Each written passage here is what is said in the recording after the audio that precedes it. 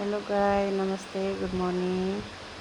म चाहिँ आज पिँडालुको पल्यो बनाउनलाई पिँडालु तरकारी टिप्न गएको थिएँ। बारीमा चाहिँ मकै पनि बारेछ, अमरुद पनि, भिन्डी पनि, करेला पनि टन्नै फलेर रहेछन्। अहिले खोज्दा सबै टिपेर ल्याए। पानी पर्यो नि त बाहिर, अनि पानीले भिजेर अनि पानी बर्सातमा चाहिँ करेलामा किरा लाग्छन्, त्यही भएर साना ठुला सबै टिपेर ल्याए। अनि मकै पनि भएको थिएँ, त्यति राम्रो त भएको थिएनन्, कोही फलेको थियो। त्यही भएर आज सन्डेको दिन बफाएर खाने भनेर निकालेको। पुरै राम्रो थिएनन्, काहीँ फल्यो, काहीँ दाना, काहीँ बिना दानाको। अनि पिँडालुका गाभा चाहिँ म छिल्न लागेँ होइन, पल्योको लागि। अनि साँझलाई तरकारीलाई पनि मिक्स गर्न लान्छ भनेर सबै खुलाउन लागेँ। अनि बाबु चाहिँ उता मोबाइल लिएर यताउति घुमिरहेछ होइन। अहिले हामी दुइटै छौँ नि त, बाबुले चाहिँ भिडियो बनाइदिएर हो। म चाहिँ अलिक कम भयो, मकै अलि थोरै अझै टिपेर ल्याउँ भनेर गएको। पानी परिरहेछ होइन, बारी अगाडि पुरै अँध्यारो अँध्यारो भएर हुन्छ, रुखडालाहरू बढी भएर। अनि त्यो मकै चाहिँ अलि एक दुई दिन खाएर त्यो काटेर फाल्नु पर्ने कि बर्खाको टाइममा पुरै स्यापहरू आउँछ नि, डर हुन्छ।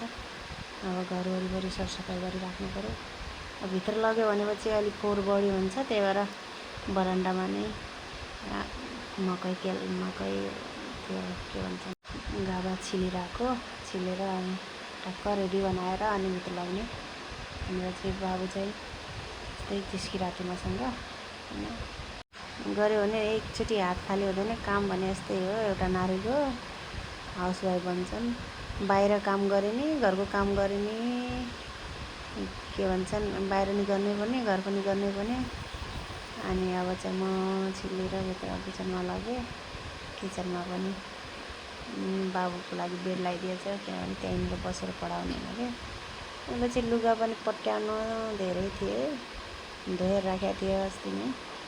त्यही पुरै बेडहरूमा त्यतिकै बाबुले फाल्दै रहेछ। अनि यो पट्याएर मिलाएर बाबुको र मेरो अलग अलग गरेर छुट्याएर राखिरहेको छ। अनि एकछिन यो काम सिद्ध्यायो भने अनि आफूले फ्रेस भएर हुनुपर्छ। नुहाइ गरेँ, त्योभन्दा अहिले भिजेकै छु। यो काम फिनिस गरेर अनि ढुक्क भइन्छ कि काम गर्नु छ भनेपछि छोड्यो भने छोडै हो फेरि। त्यही भएर साँझतिर फेरि बाहिर त्यो मकै बारीहरू साफ गर्नु छ।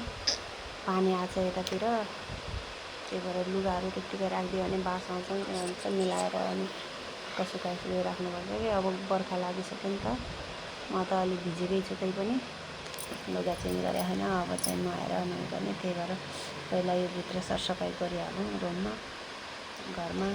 किनभने अब यो लुगाहरू पट्याएर अनि पछि बाहिर खानापिना बनाउँछु। अनि यो सबै काम सिद्ध्याएर अनि पोछासा लगाएर अनि बनिला रेस्ट गर्न मिल्छ एकछिन। अनि बाबुलाई पनि हल्का पढाउने टाइम दिनु पऱ्यो होइन। अब मेरो चाहिँ रुममा